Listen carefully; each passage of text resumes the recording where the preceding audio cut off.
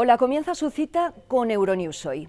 Este martes 22 de septiembre tenemos muchas cosas que contarles, empezando con los últimos datos sobre el avance de la pandemia, con especial atención en la situación en España, epicentro de esta segunda ola en Europa. Les hablamos de un escándalo financiero con mayúsculas que implica a grandes bancos internacionales. En Latinoamérica ya hay una respuesta del oficialismo en Venezuela al informe de la ONU. Les contamos también cómo transcurrió la jornada de movilización en Colombia, empañada por disturbios. Y también les hablamos del despertar de un volcán en Ecuador. Viajamos además al Ártico con malos datos y peores augurios. Y despedimos a un secundario totalmente imprescindible, uno de los malos de James Bond que dejaron huella. Todo esto al detalle en unos instantes. Antes, los titulares. El virus se extiende por Europa al tiempo que se endurecen las restricciones. En el Reino Unido, los expertos alertan de que se podrían alcanzar los 50.000 casos diarios este otoño. La explosión de casos de COVID-19 pone al límite a varios hospitales del sur de Madrid, la zona más castigada por la segunda ola de la pandemia. Venezuela se presenta como víctima ante la ONU tras el último informe que acusa al presidente Maduro y a otras autoridades de incurrir en crímenes de lesa humanidad. Disturbios en Bogotá, la jornada de movilización en Colombia contra la violencia y las políticas del gobierno de Iván Duque acabó deslucida por los enfrentamientos en la capital. Por segundo año consecutivo cae la extensión del Ártico por debajo de los 4 millones de kilómetros cuadrados. Según los científicos, es la segunda menor extensión en 40 años. El virus se extiende de nuevo por Europa. El Reino Unido, al igual que España o Francia, se sumerge peligrosamente en la segunda ola de la pandemia. El primer ministro británico Boris Johnson se dirigirá este martes al país para anunciar una batería de nuevas medidas, entre ellas el cierre de bares, restaurantes y pubs a las 10 de la noche. El gobierno ha elevado la alerta a nivel 4 de 5 posibles, tras la advertencia de los asesores médicos de que si no se actúa rápido, a mediados de octubre podría haber 50.000 nuevos casos y hasta 200 muertes diarias. Los casos de coronavirus se duplican cada 7 días. El gobierno no descarta imponer confinamientos. Desde la semana pasada en Inglaterra están prohibidas las reuniones sociales de más de 6 personas, tanto en interior como en exterior. En Francia, Lyon, la tercera ciudad del país, endureció este lunes las restricciones, siguiendo el ejemplo de otras como Niza, Burdeos o Marsella. En todas ellas, la tasa de contagios 3 o 4 veces superior al nivel de alerta. Además de extenderse todavía más la obligación de portar mascarilla, se vuelven a restringir las visitas a las residencias de ancianos. En Alemania, la ciudad de Múnich, con una de las tasas de contagio más altas del país, ha prohibido las reuniones de más de 5 personas. También se ha hecho obligatorio el uso de mascarilla en los espacios públicos concurridos. No creo que las mascarillas sean de mucha utilidad y en lugares públicos es una estupidez, opina esta mujer. Mucha gente no la usa de forma adecuada. Acabo de estar en el metro y hay algunos que no se la ponen correctamente y así es inútil. Las restricciones llegan hasta Islandia, donde ya no se habla de segunda, sino de tercera ola de la pandemia. Los bares de la región de la capital permanecerán cerrados durante esta semana, tras registrarse un grupo de 75 contagios. La historia se repite en los hospitales del sur de Madrid, que están de nuevo desbordados con pacientes de COVID-19. Las unidades de cuidados intensivos del Infanta Leonor y del Virgen de la Torre están al completo y en este último el nivel de ocupación ha alcanzado este lunes el 175%. Ante la evidencia, el coordinador de alertas sanitarias, Fernando Simón, ha admitido que España está ante una segunda ola de la pandemia. En España, es cierto, estamos en un incremento clarísimo. ¿Se puede llamar segunda ola? Me parece, no tengo ningún inconveniente en llamarlo segunda ola. Sí que es cierto que si observamos la evolución desde el final del decreto de alarma, los incrementos se han ido produciendo con una movilidad geográfica. Se ha ido pasando de la zona de la franja entre Aragón y Cataluña, la ciudad de Barcelona, pasó a Navarra, etcétera. Ya ha habido una evolución temporal. Sí que tenemos una segunda ola, si lo queremos llamar así, pero lo cierto es que tampoco está en la misma fase todo el territorio. La pandemia, que se ha cobrado oficialmente más de 30.660 vidas en España, sigue expandiéndose. Según ha informado Fernando Simón, desde el pasado viernes se han incrementado los casos positivos en algo más de 31.000 y se han registrado 168 nuevos fallecimientos. Hay un total de 11.000 pacientes ingresados, de los cuales 1.427 están en las unidades de cuidados intensivos. Controles policiales a diestro y siniestro en Madrid, la capital de España, que ha comenzado la semana con numerosos barrios confinados debido a la pandemia de la COVID-19. Casi 1 millón de personas no pueden salir de su sector sanitario salvo para ir a trabajar, una visita médica o ir a la escuela. Las restricciones, que afectan sobre todo a zonas populares y densamente pobladas del sur de la ciudad, en las que se ha producido una explosión de casos en los últimos días, estarán en vigor durante al menos 2 semanas. A partir del miércoles se impondrán fuertes multas a los infractores. En este contexto, el gobierno estatal y el regional, ideológicamente enfrentados, han enterrado el hacha de guerra que habían empuñado estas últimas semanas. Una reunión entre el presidente del gobierno, Pedro Sánchez, y la presidenta de la Comunidad de Madrid, Isabel Díaz Ayuso, ha sentado las bases de una colaboración imprescindible para plantar cara a la segunda ola de la pandemia. Yo creo que los grupos de trabajo que ha presentado el presidente, que empiezan hoy mismo a trabajar, van a sortear muchas de estas dificultades porque, como digo, Madrid sabe lo que tiene que hacer, pero le faltan recursos.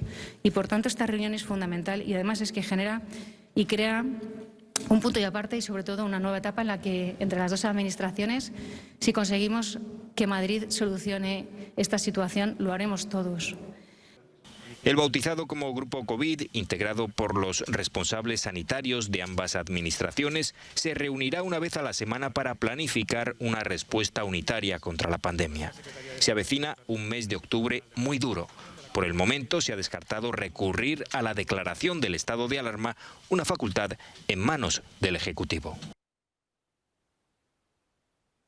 25 en 20 años. Como víctimas de una estrategia de agresión, así se presenta Venezuela ante las Naciones Unidas después del último informe sobre derechos humanos presentado por la organización internacional, en el que se señala que tanto el presidente Nicolás Maduro como otras autoridades del país incurrieron en delitos de lesa humanidad. Maduro ha apuntado que, a pesar de todo, el país sigue en pie. Hemos sido víctimas durante todos estos años de agresiones multiformes, de sanciones criminales e ilegales, de medidas coercitivas, pero nuestra patria aquí está de pie. Tras abogar por la multipolaridad en el organismo, ha invitado a la ONU a que elija un equipo de observadores que participe en las elecciones de diciembre. El presidente del Tribunal Supremo, por su parte, ha recalcado que el último informe se trata de una agresión elaborada por una comisión paralela e impulsada por el hostil y minoritario Grupo de Lima. Es evidente que tales acciones son promovidas por los enemigos internos y externos de Venezuela. Moreno ha criticado que los integrantes de la misión no viajaran al país a recabar datos y apunta que vulnera los principales pilares del multilateralismo. Que han planteado para favorecer la continuidad. Debía ser una jornada de movilización pacífica en Colombia, pero al final acabó así, marcada de nuevo por disturbios en pleno centro de Bogotá. Algunos manifestantes trataron de evitar los enfrentamientos, interponiéndose entre los policías y encapuchados que les lanzaban piedras. Sin embargo, cada vez fueron a más y la noche llegó en medio de destrozos de grupos violentos y disparos de gases lacrimógenos de las fuerzas del orden. La agitación social vuelve a ser intensa en Colombia. Hace 2 semanas, 13 personas murieron en las protestas contra la violencia policial desatadas por la muerte de Javier Ordóñez, un hombre que falleció tras ser sometido brutalmente por 2 agentes. Este lunes, los disturbios empañaron una movilización que quería ser pacífica y que de hecho movilizó a miles de personas en las principales ciudades contra las políticas del gobierno de Iván Duque y contra la violencia que afecta al país, incluida la violencia policial. Ante el inminente atropello de la policía, de las instituciones, de la gente muriendo de hambre, del desempleo, se hizo casi que inevitable salir a protestar, porque esta es la única forma en que de verdad nos escuchan. Estamos en un momento de cero tolerancia. Los abusos, la violencia que nos hemos tenido que aguantar por años es ya inconmensurable. No es nada nuevo, es más de lo mismo, solo que en el gobierno del presidente Iván Duque se han incrementado. El objetivo de los organizadores era retomar las multitudinarias protestas de noviembre del año pasado, pero en esta ocasión la participación no ha sido tan importante. En Ecuador, el volcán Sangay ha entrado en erupción, lanzando columnas de cenizas de hasta 10 kilómetros de altura. Situado en la región amazónica y con 5.300 metros de altitud, el volcán Sangay es uno de los más activos del país. Sus cenizas afectan a 6 provincias donde se mantiene la alerta. No entendí, yo pensé al principio que era lluvia, pero después cuando salgo me di cuenta que eran cenizas. Entonces estaba todo blanco así, pregunté si hacía daño, me dijeron que no afectaba mucho. Chimborazo y Bolívar son las provincias más afectadas. Las autoridades han pedido a la ciudadanía mantener la calma y tomar precauciones, como cubrirse nariz y boca con mascarilla para evitar respirar partículas de ceniza.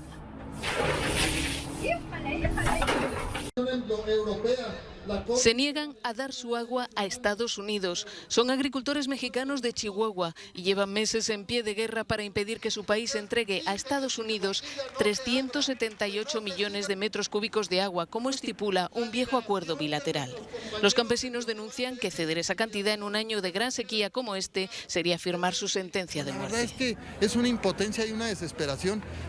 Nosotros que dependemos totalmente de ese líquido y estar nosotros ahorrando para que otros vengan y se lleven nuestros ahorros.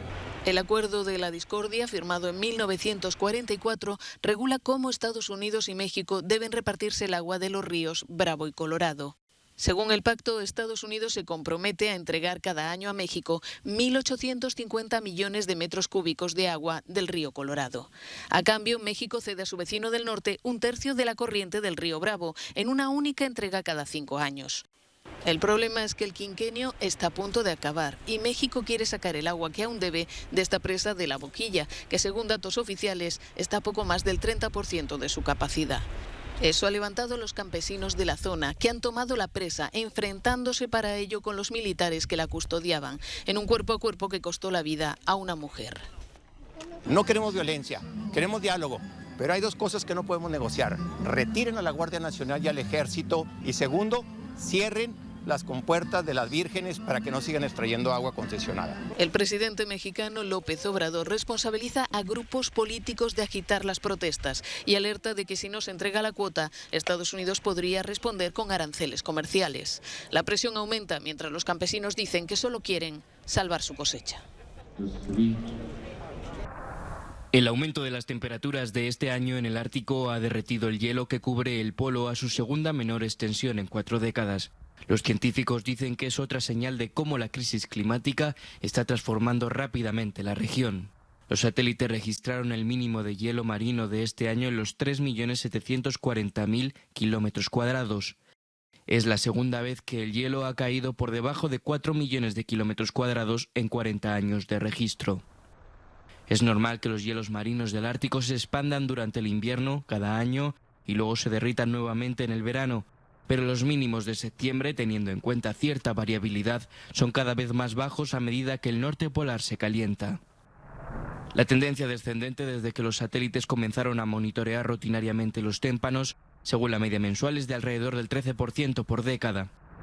Dado que un Ártico más cálido podría afectar a los patrones climáticos en todo el mundo, los científicos avisan de que el mundo no debe esperar a que se alcance otro nuevo récord de hielo marino bajo antes de tomar medidas para limitar el cambio climático.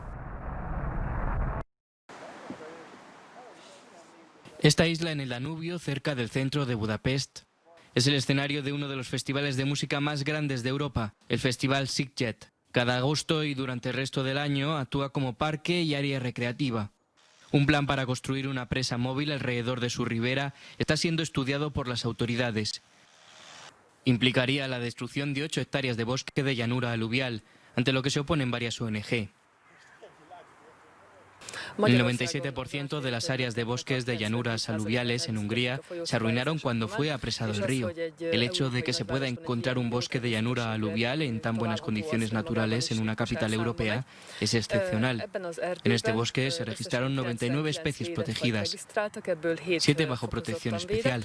Pero eso no es lo único que importa. Todo el bosque está en buen estado natural. Los amigos de los perros ya han organizado manifestaciones para evitar la construcción de la presa. Sea lo que construyan aquí, estamos seguros de que habrá más gente. Será más difícil venir aquí. Este es el único lugar donde podemos soltar a nuestros perros de forma segura en Budapest y ya no podremos hacerlo.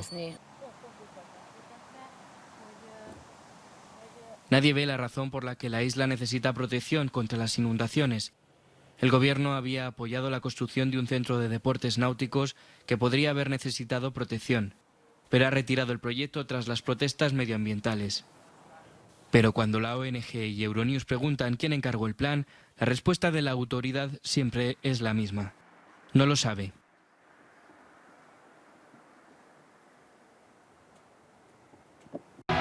Airbus presenta sus prototipos de aviones impulsados por hidrógeno en busca de la aeronave de pasajeros de cero emisiones para el año 2035. El gigante europeo Airbus mira al futuro a pesar de que atraviesa, como el resto de la industria, la mayor crisis de su historia.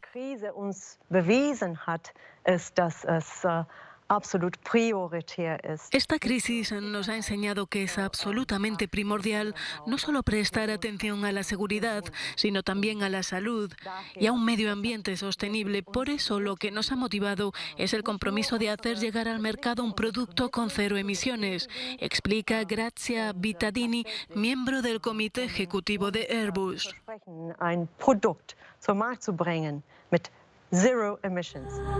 Este otro modelo será un turbohélice con capacidad para hasta 100 pasajeros, una buena opción para distancias cortas.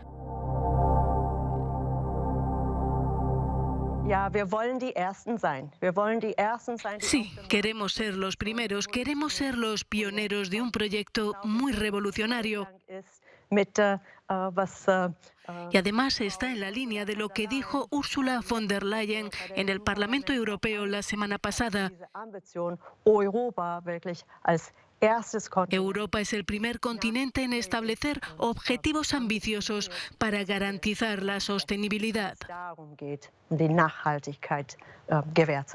Estos 3 prototipos plantean desafíos hacia un futuro sostenible para el sector de la aviación y la transición al hidrógeno como fuente de energía primaria. El sector aeroespacial extiende sus alas hacia una aviación más limpia y menos dañina para el medio ambiente. Decenas de miles de británicos expatriados en la UE perderán el acceso a sus cuentas bancarias del Reino Unido a finales de año por falta de un acuerdo comercial tras el Brexit. Lloyds, Barclays y Coutts han comenzado a informar a sus clientes de que perderán sus cuentas el 31 de diciembre. Esto se debe a que los bancos del Reino Unido con servicios a expatriados británicos en la UE deben solicitar nuevas licencias bancarias. Una pesadilla burocrática teniendo en cuenta que cada uno de los 27 Estados miembros tiene que negociar reglas bancarias específicas. A menos que se llegue a un acuerdo comercial con la UE, las instituciones financieras del Reino Unido tendrán que cumplir con reglas que varían de un país a otro y dependen de los servicios de cada banco. Lloyds Banking Group ya ha contactado a sus 13.000 clientes en los Países Bajos, Eslovaquia, Alemania, Irlanda y Portugal.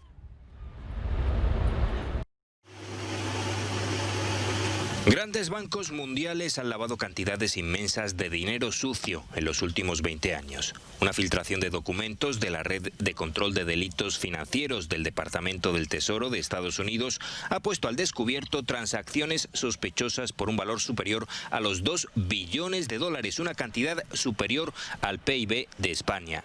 Más de la mitad se canalizaron a través del Deutsche Bank. Por el JP Morgan, segundo en la lista, fluyeron 514.000 millones. Entre los años 1999 y 2017 se tuvo constancia de 2.100 transacciones clasificadas como de blanqueo de dinero u otras actividades delictivas, operaciones que se dispararon tras el estallido de la crisis financiera. Según el informe elaborado por el Consorcio Internacional de Periodistas de Investigación, que solo ha analizado un 0,2% de los documentos filtrados, a pesar de las advertencias de las autoridades de control y de sus propios empleados, estas entidades permitieron que dinero de guerras, drogas y operaciones corruptas fluyera por el mercado. Muere el actor británico-francés Michael Lansdale a los 89 años en su casa de París. El artista interpretó más de 200 papeles a lo largo de sus más de 60 años trabajando en el cine y el teatro. De voz sedosa, imponente y distintiva perilla, se popularizó como actor con su papel como Hugo Drax, el sádico industrial que se enfrentó a James Bond en Moonraker. También por su papel en El nombre de la rosa, o en películas como Monje Trapense en De dioses y hombres. Por su papel, Lansdale ganó su primer y único premio César, la versión francesa de los Oscar, al mejor actor de reparto en 2011.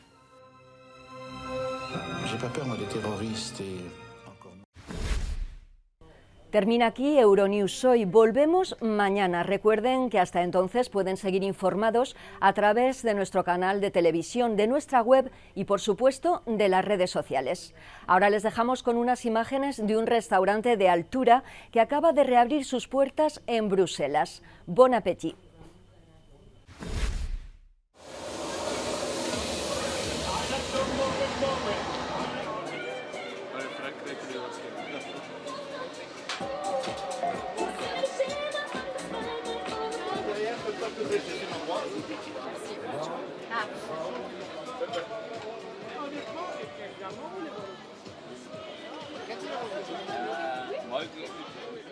Savoir qu'on n'est pas lâché et qu'on n'a pas payé pour rien.